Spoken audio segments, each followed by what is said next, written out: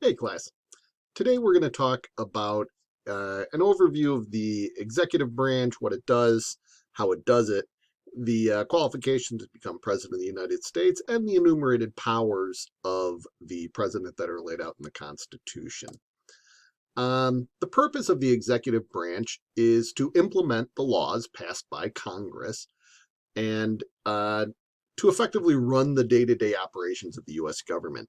When you think of the word the government, you are almost certainly thinking about the executive branch.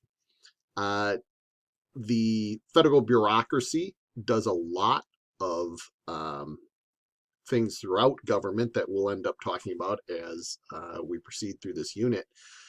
Other major thing the executive branch does is engage in foreign policy. Subject only to oversight and budgeting, of course, from the Congress, the executive branch is the sole branch to carry out foreign policy on behalf of the United States people. So how does the executive branch carry out its purpose? Well, the executive branch, as I mentioned, operates through the federal bureaucracy. There are roughly 2.6 million people that work directly for the national government in the executive branch. Compare that with the judiciary and the legislature, each of which employ about 25 to 30,000 people each. As you can see, the executive branch has a much greater reach simply by virtue of the number of people that work for the branch. The executive branch also needs to be able to persuade the people to do what it wants to do. You got to persuade the people, and then almost just as important, you got to persuade Congress that what you want to do is the right thing. And of course, you're aware already from class that the executive branch gets its money through the budgeting process from Congress.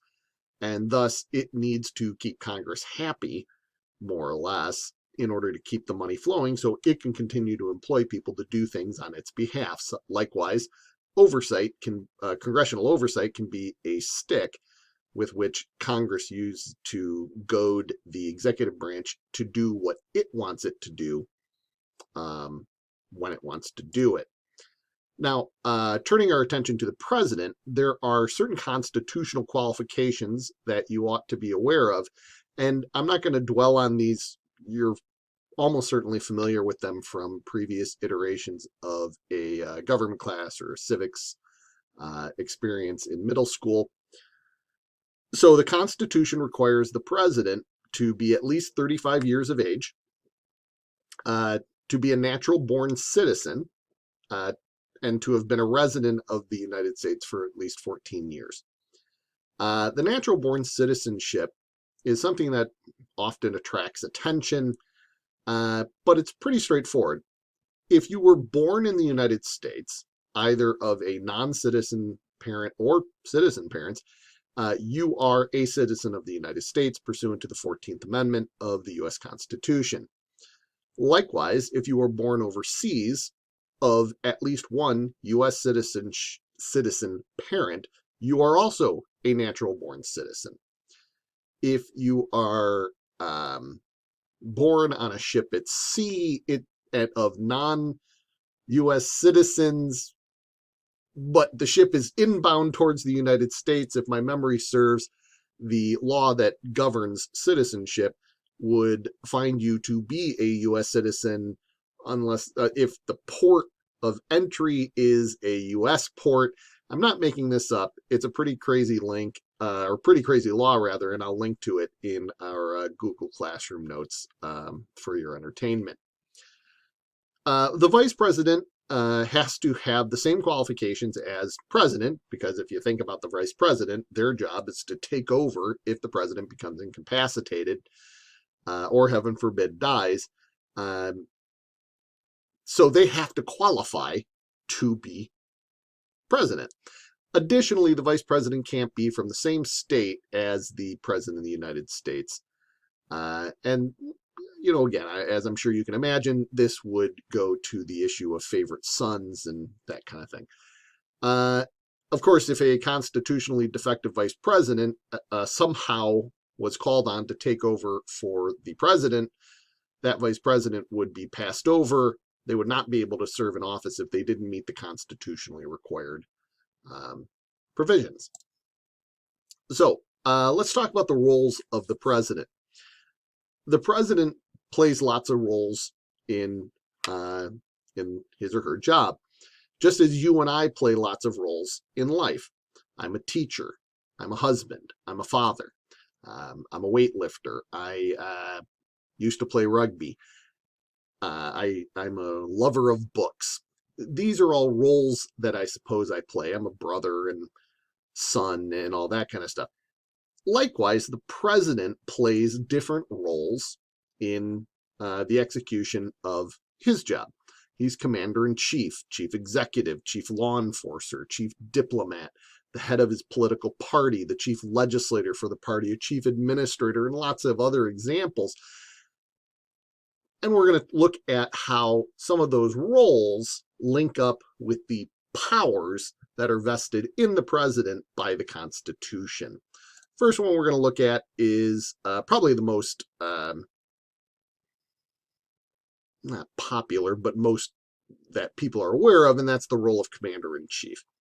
The president is designated commander-in-chief of the armed services, and what that doesn't require the president to have had any previous military service. What it does represent is a division of the war power between the executive branch and the legislative branch, the Congress. Congress has the power to declare war, Article 1, Section 8, and to fund it, to pay for military action. The president is the leader of the armed forces as commander-in-chief, but that doesn't mean they lead the war effort from the back of a horse or something. What it means is that civilian control over the military, which is a very important idea in our governance, is maintained in the form of the president. So if Congress declares war, presidents over time have claimed special wartime powers. And quite frankly, this is one of the constraints on Congress declaring war. Congress doesn't want to declare war and then give the president all sorts of extra constitutional powers. Just take one, for example. Congress, if Congress declares war, the president basically then takes over and directs the troops with little interference or oversight from Congress, because that's implied in the job as commander-in-chief. It's a pretty powerful role, and but it doesn't come into effect very often unless we're in a military setting. The role of chief executive occurs much more commonly. As chief executive, the president is the head of the executive branch and appoints those high-ranking members of the executive branch, the cabinet members, the federal judges, the ambassadors, through the appointment power. Now, of course, as you may recall from the reading, this is checked by the Senate's power of advice and consent to presidential appointments. The president doesn't get to appoint anybody they want to be a cabinet member or federal judge or ambassador. They are constrained by the Senate's approval. The executive, as chief executive, the president also acts as the head of the cabinet and can direct cabinet officers to feed him information, to issue reports and all that kind of thing, which ties into the reporting power, which of course ties into the role of administrator, chief administrator. The president has the power to require reports from executive officers and cabinet members, as I mentioned. And what effectively this does is maintain the president as the the president's authority over the entirety of the executive branch, because if the president of the United States can tell the Secretary of State, hey, I want to know everything I need to know about the affairs going on in Belarus, then the Secretary of State is going to tell his or her underlings to provide that information, and that chain of command is established to get information up from the people that know about stuff to the leaders that make decisions at the secretarial and presidential level. So the president also has informal powers. If the president is the highest elected or highest ranking elected figure in a political party, that makes them the leader of that political party in virtually every circumstance. Take, for example, President Trump. Currently, President Trump is the head of the Republican Party by virtue of being elected president. Who's the head of the Democratic Party? Yeah, it's a hard question to answer, right? I mean, some people point to Joe Biden as the presumptive nominee. Some people point to Nancy Pelosi. Some people point to Chuck Schumer.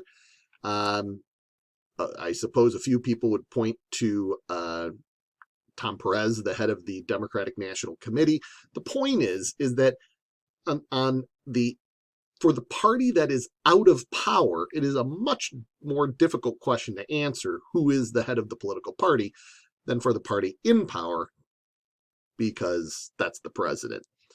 And then that also may lead to the effect of coattails for that president.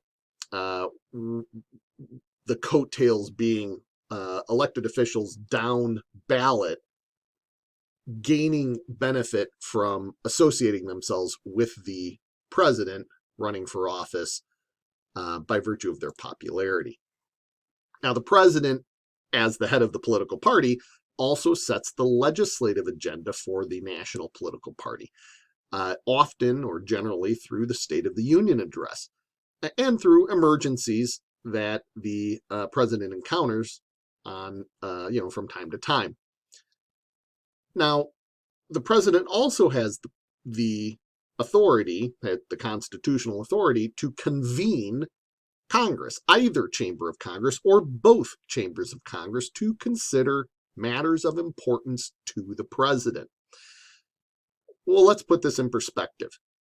The House of Representatives has never been convened by a president over the 230 plus years of American history. The Senate has been convened dozens of times. And I'd like you to think about why that might be the case. And while you're thinking about that, think about what the Senate does to presidential appointments. And that might give you a hint as to why it's been convened so many times. President also maintains a role as chief law enforcer. And that's as much associated with the president's constitutional power to pardon people. Now, a pardon might be to release a person convicted of a federal crime from jail or prison. Could relieve somebody of the death sentence in federal prison. Again, this is restricted to federal prison systems. Governors have similar powers if the state constitution gives those powers to them. This is a check on the power of the judicial branch. The pardon power is a check on the power of the judicial branch, because the judicial branch could conceivably put people into jail unlawfully through bench trials. I suppose they could interfere with people politically. And again, when you think back to the founding of the Constitution, the founding of our country, we didn't have a national judiciary, and so you can understand the concerns that the founders might have had with an unchecked branch of government like the judiciary. So we have a check on the power of the judicial branch through the pardon power. Pardons have been abused by recent presidents, generally speaking, it's something that is pretty low stakes. There have been presidents that have ended up using it as a fundraising tool.